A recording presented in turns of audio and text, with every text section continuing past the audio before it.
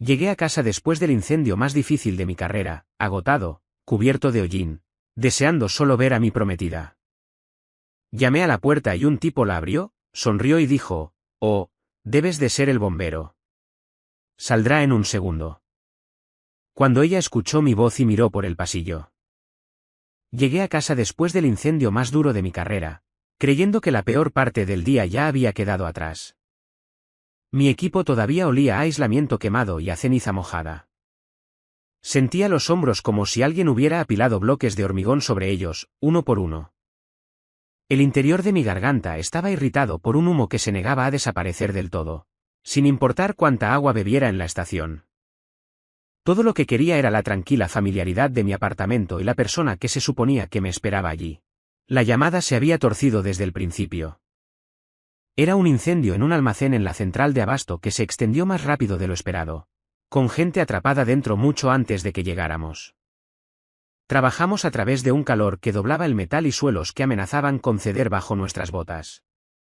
Ayudé a sacar a 2 víctimas, ambas más pesadas de lo que parecían, ambas inmóviles de una manera que se me quedó grabada incluso después de que la sirena se detuviera. Para cuando el mando finalmente nos relevó, me temblaban las manos de esa forma retardada que significaba que mi cuerpo todavía se estaba poniendo al día con lo que había sucedido. Me salté la charla posterior a la llamada y conduje a casa solo. El radio permaneció apagado. No quería ruido, ni comentarios, ni que nadie me dijera que había hecho un buen trabajo. Quería una ducha, ropa limpia y el consuelo de ver la cara de Sofía cuando entrara por la puerta. Esa imagen me ayudó a soportar el tráfico del viaducto y el largo paseo desde el estacionamiento. Cuando llegué al apartamento, las luces del pasillo parpadeaban como siempre. La alfombra necesitaba ser reemplazada. El lugar olía ligeramente a productos de limpieza y a la comida de otra persona. Todos detalles normales. Llamé porque tenía las manos ocupadas y porque esperaba que ella abriera la puerta ya sonriendo, ya a mitad de una frase sobre algo sin importancia. La puerta se abrió casi de inmediato. La persona que estaba allí no era ella. Él era alto, relajado, llevaba calcetines que claramente pertenecían al apartamento y una camisa que nunca había visto antes. No parecía sorprendido de verme. Parecía ligeramente divertido, como alguien que abre la puerta a una entrega que estaba esperando. Miró mi equipo, mi chamarra manchada, mi cara, y sonrió. Dijo algo casual sobre que yo era el bombero y añadió que ella saldría en un segundo. El pasillo pareció estrecharse. El ruido del interior del apartamento no cesó. La música sonaba suavemente desde algún lugar más profundo del lugar. El extraño no se apartó de inmediato. Se quedó en el umbral, apoyándose ligeramente en el marco, cómodo de una manera que no encajaba con la situación. Me quedé allí más tiempo del que debería. Mi cerebro estaba lento, todavía atascado en algún lugar entre el incendio y el momento presente. En su lugar, me fijé en pequeñas cosas, su teléfono cargándose en la barra de la cocina detrás de él, un vaso con aros de condensación cerca del fregadero, unos zapatos junto a la puerta que no eran míos. Cuando Sofía oyó mi voz, todo cambió. No la levanté. No grité. Simplemente dije su nombre como siempre lo hacía cuando llegaba a casa. Eso fue suficiente. Apareció al final del pasillo y se detuvo tan bruscamente que fue casi antinatural. Su postura se tensó. Su rostro perdió el color. Por un breve segundo, sus ojos se dirigieron al extraño y luego de nuevo a mí, como si estuviera calculando distancias, tiempo, opciones.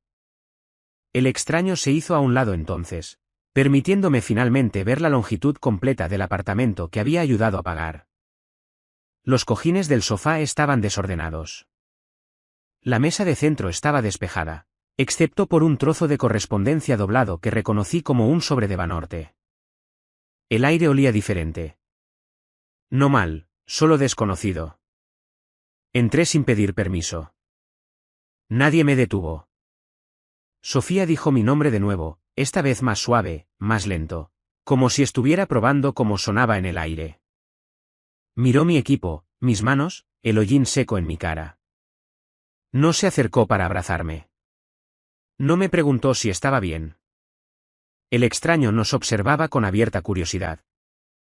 Le pregunté quién era. La pregunta salió plana y objetiva. Todavía no sentía ira, solo confusión superpuesta al agotamiento. Ella respondió demasiado rápido. Un amigo, alguien del trabajo, alguien que pasó por allí porque le preocupaba estar sola. Nada de eso encajaba con la escena. Él sabía dónde estaban las cosas. Sabía que yo era bombero. Sabía que ella saldría en un segundo. Eso no era algo que supiera un visitante casual. Me quité la chamarra y la puse en el respaldo de una silla. La ceniza cayó al suelo. Sofía se estremeció con el sonido. Esa pequeña reacción me dijo más que sus palabras. Volví a preguntar, esta vez más despacio. El extraño respondió por ella. Se presentó como Ricardo. Lo dijo como si su nombre perteneciera a ese lugar. Añadió que Sofía me había mencionado antes de pasada, generalmente al explicar su horario o por qué había cancelado planes. Ese detalle me golpeó con fuerza. No debería haber sabido tanto, no a menos que hubiera estado presente el tiempo suficiente para escuchar esas conversaciones desarrollarse de forma natural. Me volví hacia Sofía. Ella negaba con la cabeza, ya desmintiendo cosas que no se habían dicho en voz alta. Sus manos se retorcían juntas en su cintura. Parecía más pequeña de lo habitual, pero no frágil, más bien como alguien acorralado. Pregunté cuánto tiempo. Dudó el tiempo justo para que esa pausa lo dijera todo. Fue entonces cuando la realidad se asentó, no como un choque dramático, sino como una pesada certeza. Esto no era una mala decisión aislada o una coincidencia inesperada.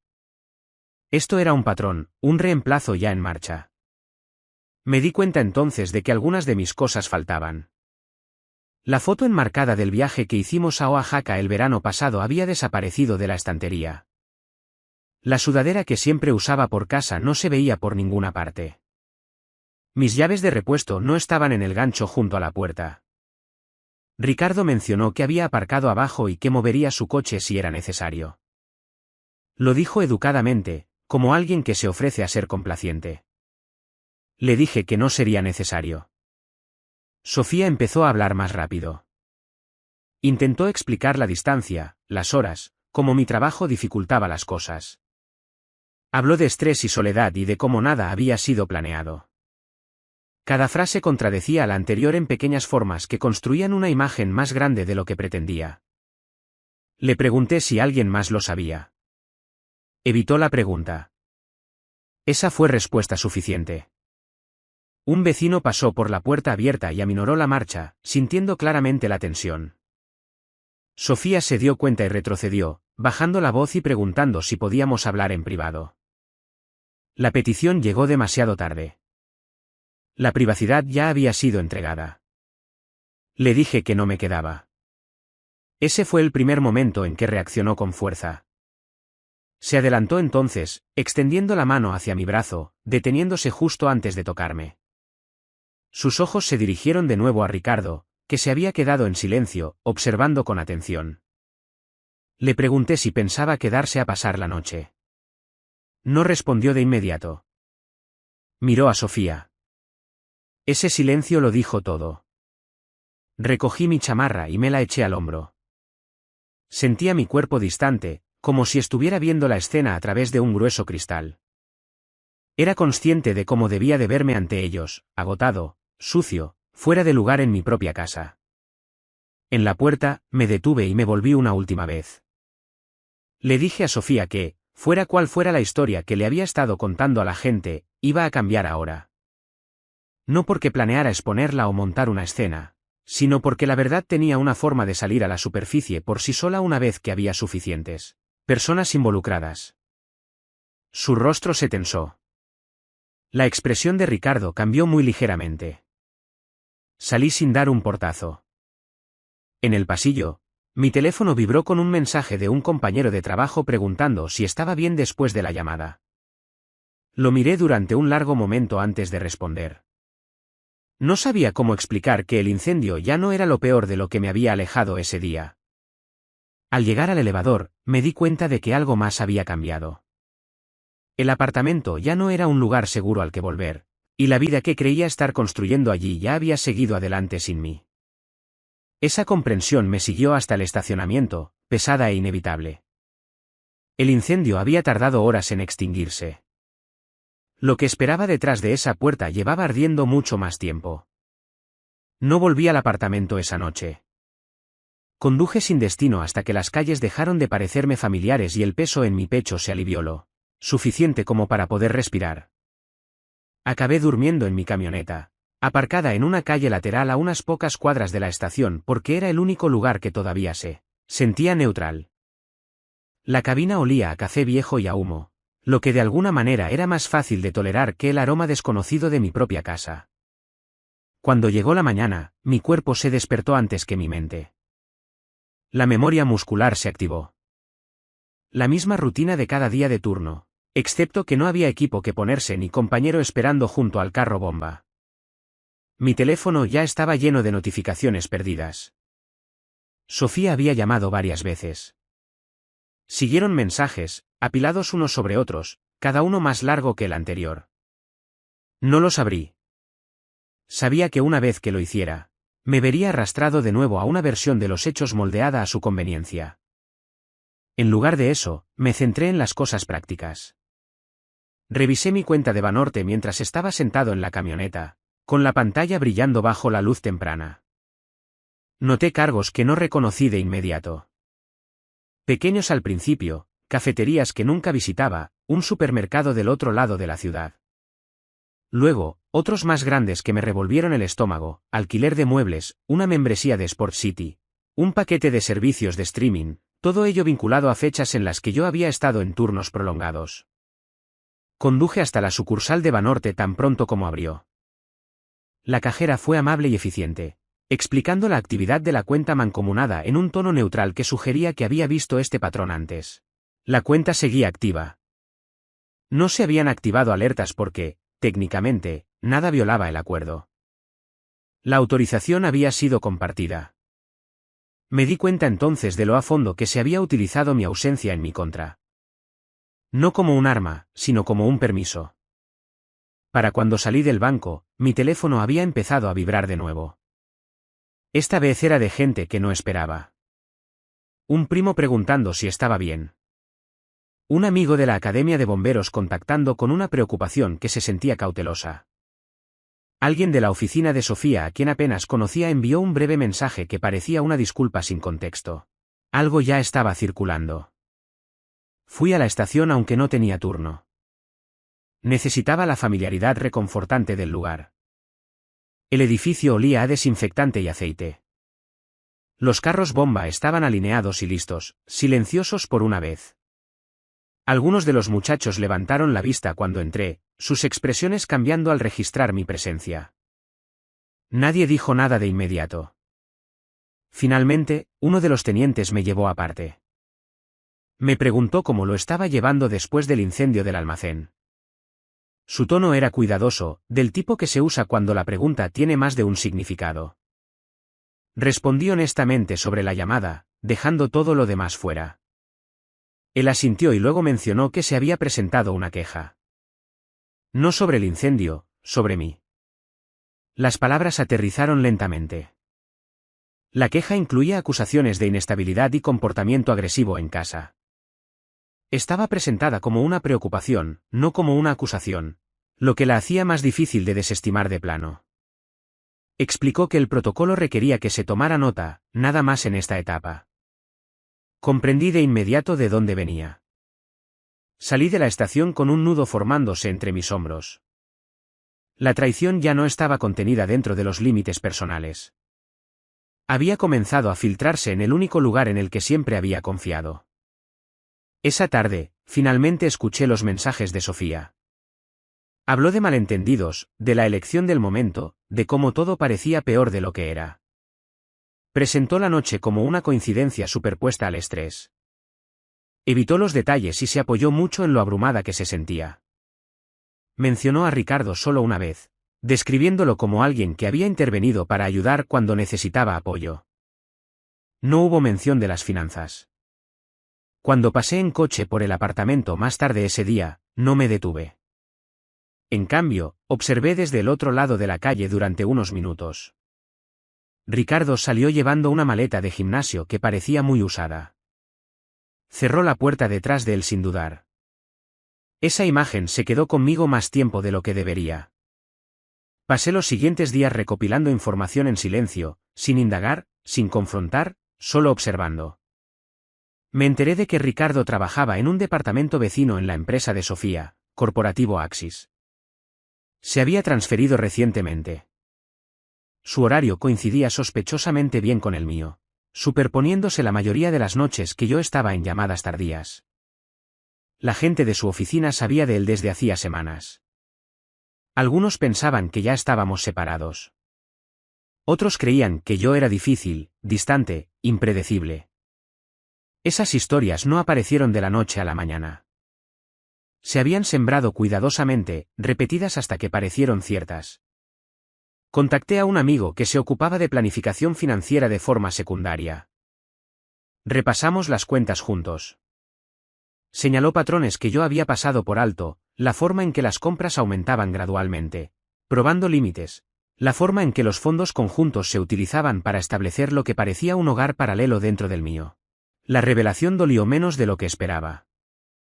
Reemplazó la emoción con claridad. Sofía pidió reunirse en persona. Sugirió un lugar público, lo que me dijo que quería controlar el entorno. Acepté, eligiendo un lugar cerca de la estación donde me sentía firme. Llegó tarde, vestida cuidadosamente como alguien que asiste a una entrevista de trabajo. Su expresión cambiaba entre la preocupación y la defensa. Habló de amor e historia, de cómo nunca tuvo la intención de que las cosas se descontrolaran. Afirmó que Ricardo era temporal, un error nacido de la soledad. Le pregunté por qué mi nombre estaba siendo asociado a quejas de inestabilidad. Su rostro se tensó. Dijo que solo había hablado con unas pocas personas, que estaba preocupada por mí, que quería que se aseguraran de que estaba bien.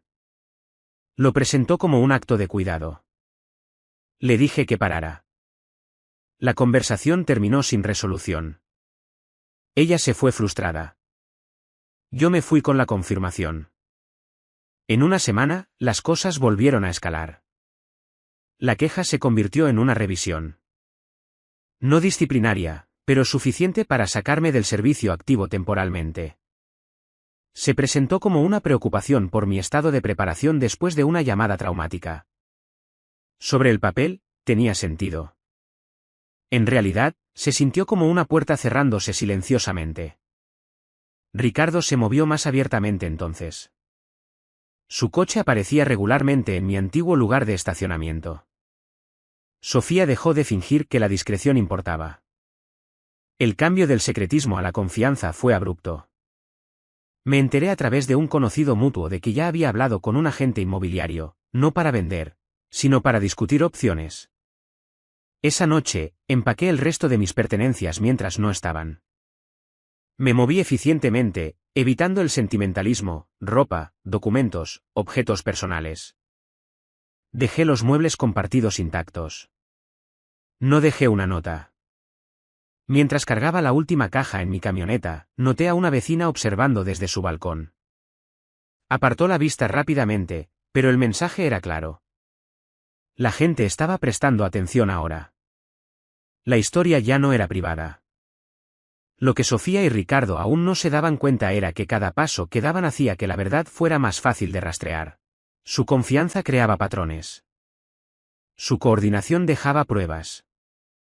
No necesitaba confrontarlos de nuevo. La situación había trascendido las discusiones personales. El incendio me había enseñado algo importante sobre la contención. Cuando algo arde sin control, eventualmente llega a un punto en el que expone todo lo que está conectado a ello. Habían llegado a ese punto, y las consecuencias ya no iban a quedarse a puerta cerrada. El paso del rumor al registro ocurrió en silencio, de la manera en que suelen ocurrir los daños graves. Un día me reasignaron temporalmente bajo la explicación de una revisión posterior al incidente, y al día siguiente mi tarjeta de acceso no abría todas las puertas que solía abrir. No se hizo ningún anuncio, no se pronunciaron acusaciones en voz alta.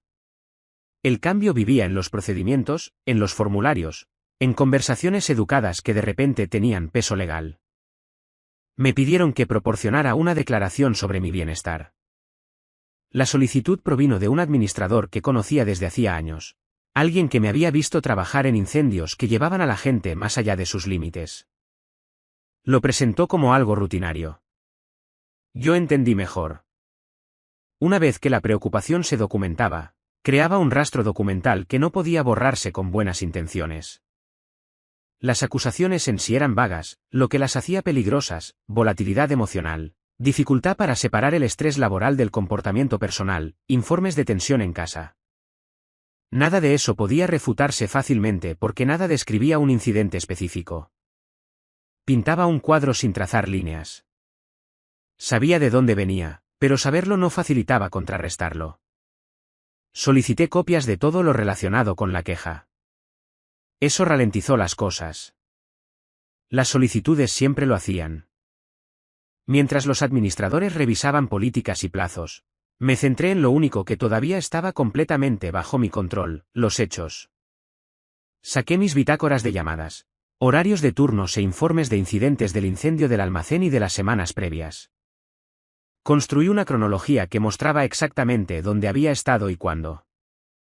Largas horas, llamadas nocturnas consecutivas, tiempo extra obligatorio, no como defensa, sino como contexto. Al mismo tiempo, otras piezas comenzaron a surgir por sí solas.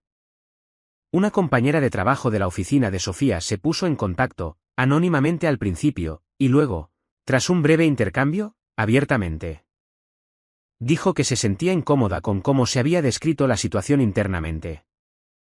La versión que se compartía no coincidía con lo que ella había visto. Mencionó conversaciones en las que Sofía hablaba de la necesidad de establecer distancia antes de que las cosas se hicieran oficiales con Ricardo. Recordaba esas palabras porque se dijeron de manera casual, como si el plan ya estuviera decidido. Esa forma de expresarse importaba. Otro mensaje llegó de otra persona en el mismo edificio. Este mencionaba a Ricardo directamente. Lo habían presentado como la pareja de Sofía semanas antes de que yo llegara a casa y llamara a esa puerta. El prometido bombero era mencionado como una complicación, no como una persona. Lo documenté todo: fechas, nombres, capturas de pantalla cuando era posible. Aún no las compartí. Mientras tanto, Sofía escaló la situación. Se puso en contacto con alguien de más alto rango en mi departamento, el heroico cuerpo de bomberos. Alguien que conocía a través de un evento de caridad años antes. La conversación se enmarcó de nuevo como una preocupación. Expresó temor por su seguridad, citando imprevisibilidad emocional en lugar de actos físicos. Estaba cuidadosamente redactado, casi ensayado. Fue entonces cuando la situación cruzó la línea. El miedo, una vez expresado en un contexto oficial, exigía una respuesta. Me pusieron en baja administrativa prolongada pendiente de evaluación. Mi casillero fue sellado. Mi nombre fue temporalmente eliminado de los tablones de rotación activa. La explicación fue procedimental, pero el resultado se sintió personal. Ricardo comenzó a aparecer más abiertamente conectado a la vida pública de ella. Surgieron fotos en línea de reuniones a las que nunca me habían invitado. Él estaba cerca de ella. Su postura indicaba permanencia. Los comentarios debajo de esas publicaciones trataban la relación como si llevara mucho tiempo establecida. Observé todo sin reaccionar. El proceso de evaluación avanzó lentamente. Siempre lo hacía. Me reuní con un psicólogo designado por el departamento, alguien neutral cuyo trabajo era juzgar, solo evaluar la preparación. Hablamos sobre el incendio, sobre el estrés acumulado, sobre mi reacción a la traición sin usar esa palabra. Respondí honestamente, ciñéndome a eventos verificables. Al mismo tiempo, Sofía presentó una declaración suplementaria. Esta incluía la afirmación de que había considerado abandonar el apartamento antes, pero temía cómo reaccionaría yo. De nuevo, no se citó ningún incidente, solo una insinuación. Esa declaración desencadenó una revisión separada. Me aconsejaron que contratara a un abogado, no porque los cargos fueran inminentes, sino porque la superposición entre la revisión laboral y la acusación personal creaba una exposición. Seguí ese consejo. El abogado escuchó atentamente. Hizo preguntas precisas.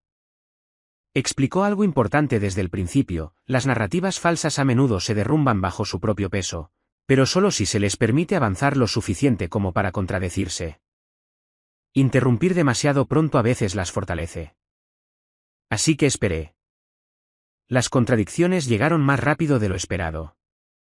Ricardo, ahora confiado, habló demasiado libremente en un evento de trabajo. Bromeó sobre lo difícil que era entrar en una situación en la que alguien más todavía estaba técnicamente involucrado. Alguien lo escuchó. Alguien lo recordó. Ese comentario llegó a las mismas personas a las que se les había dicho que yo era inestable e impredecible. Las cronologías ya no coincidían. Una revisión financiera relacionada con el contrato de arrendamiento del apartamento añadió otra capa. Sofía había intentado eliminar mi nombre sin la notificación adecuada, citando preocupaciones que no se alineaban con los requisitos del contrato. Ese intento fue documentado, al igual que la razón que dio. Cuando se le pidió que aclarara, proporcionó una explicación diferente a la que ya constaba en el registro. Esas inconsistencias importaban. Mi abogado solicitó una revisión consolidada, vinculando las acusaciones personales con las implicaciones laborales. Eso forzó la comunicación entre departamentos que antes habían operado por separado. La información que había estado aislada ahora se compartía. La narrativa comenzó a fracturarse. Me llamaron de nuevo, esta vez para responder preguntas no sobre mi comportamiento, sino sobre las declaraciones de Sofía. El tono había cambiado. Ahora había escepticismo, no dirigido a mí, sino a la situación en su conjunto. Ricardo desapareció de las redes sociales poco después. Las fotos fueron eliminadas. Las cuentas se volvieron privadas. Ese tipo de limpieza siempre llega demasiado tarde. Una pieza final llegó inesperadamente. Una vecina del edificio de apartamentos presentó una declaración por su cuenta. Describió múltiples noches en las que Sofía y Ricardo discutían a gritos, a veces sobre plazos, a veces sobre dinero. Mencionó haberme visto solo una vez durante todo ese periodo, la noche que llamé a la puerta. Esa observación socavaba la imagen de tensión constante que se me atribuía. Para cuando concluyeron las revisiones, la forma de la situación había cambiado por completo. La preocupación que una vez se centró en mi estabilidad ahora se enfocaba en la credibilidad de las afirmaciones hechas en mi contra. Fui autorizado para la reincorporación, pendiente de un último paso administrativo. Sofía fue informada del resultado antes que yo. Su reacción fue inmediata. Intentó retractarse de declaraciones anteriores, replanteándolas como malentendidos amplificados por el estrés. Las retractaciones no tuvieron el mismo peso que las originales. Ricardo cortó el contacto poco después. Su ausencia fue repentina y completa. La gente se dio cuenta. Cuando volví a la estación para recoger mis pertenencias, la atmósfera había cambiado de nuevo. Las conversaciones se reanudaron. Las puertas se abrieron. El lugar se sintió familiar de una manera que no lo había hecho desde la noche en que llegué a casa cubierto de hollín. La mentira había necesitado testigos para sobrevivir. Una vez que esos testigos compararon notas, no pudo mantener su forma. Lo que quedaba ahora eran consecuencias que nadie podía suavizar discretamente. Las decisiones finales no llegaron con drama. Vinieron en correos electrónicos, documentos sellados y reuniones tranquilas que duraron menos tiempo que el daño que abordaban. Fui reincorporado por completo, mi estatus restaurado sin condiciones, mi expediente enmendado para reflejar que las acusaciones carecían de fundamento. El lenguaje importaba. Significaba que la historia no podía ser contada de la misma manera que se había contado antes. Volver a entrar en la estación como personal activo de nuevo se sintió firme en lugar de triunfante. Los motores eran más ruidosos de lo que recordaba. El suelo vibraba bajo mis botas de una manera que me anclaba. La gente asentía. Algunos me daban palmadas en el hombro. Nadie pidió detalles. En ese lugar, los resultados hablaban por sí mismos. Sofía no obtuvo el mismo tipo de resolución.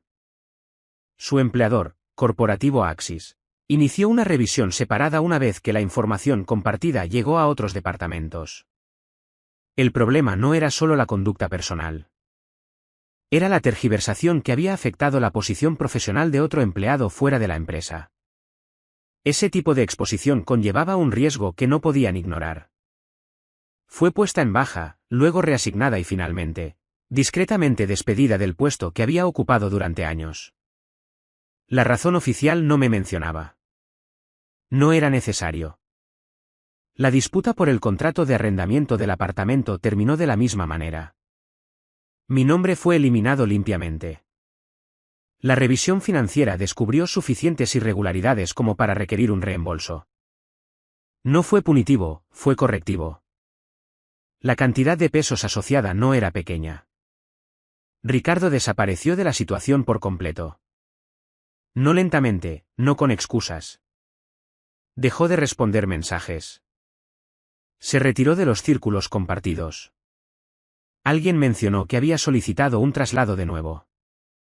Otro dijo que ya se había ido. La velocidad de su salida coincidía con la confianza de su presencia anterior. Ambas eran reveladoras. La versión social de los hechos se corrigió por sí misma sin mi participación. La gente comparó notas. Las cronologías se alinearon. Lo que una vez se había presentado como una preocupación se reconoció como una orquestación. La simpatía cambió en consecuencia. Las invitaciones dejaron de llegar para Sofía. Las conversaciones terminaban antes de tiempo.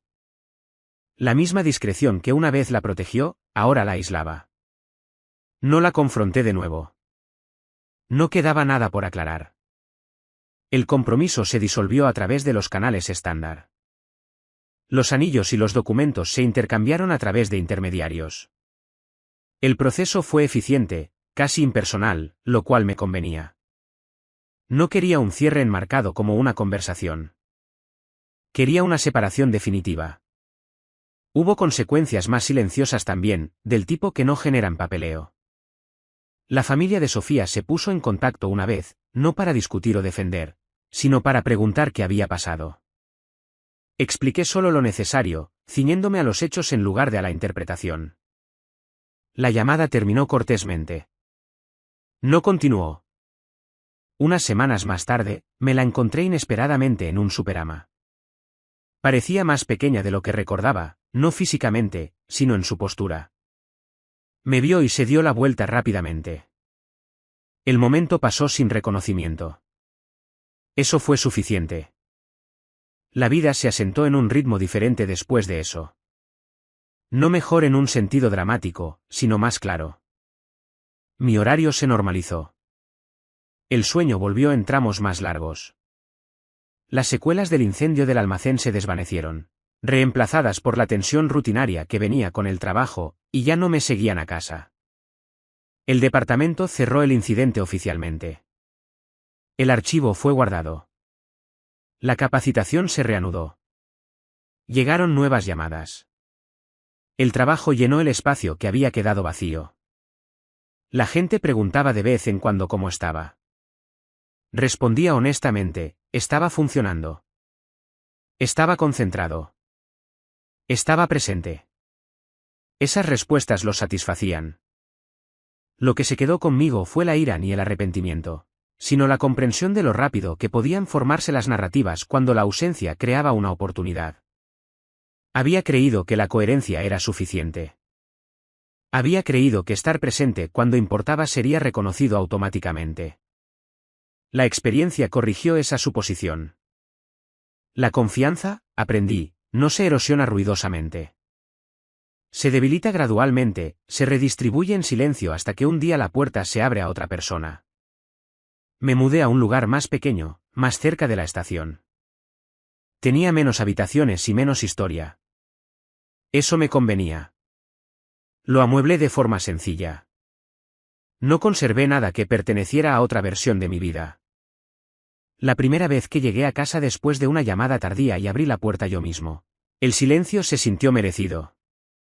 El incendio que lo empezó todo se convirtió en un punto de referencia en lugar de una herida.